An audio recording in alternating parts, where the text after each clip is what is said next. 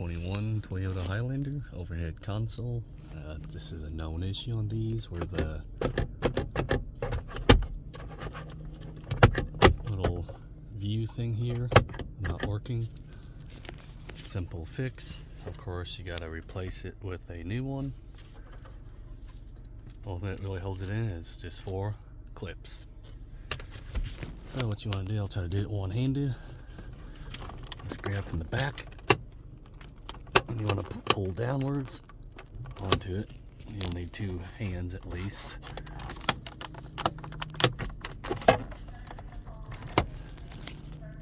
Alright, so we finally got it off. Like I said, you need 2 hands.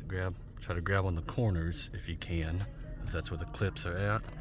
Then also make sure that none of your clips are left behind, because you'll have a hard time trying to get the new ones in. Clip goes in there, clip goes in there. I believe a clip would go into the frame of the vehicle. Of course, you'll have a connector.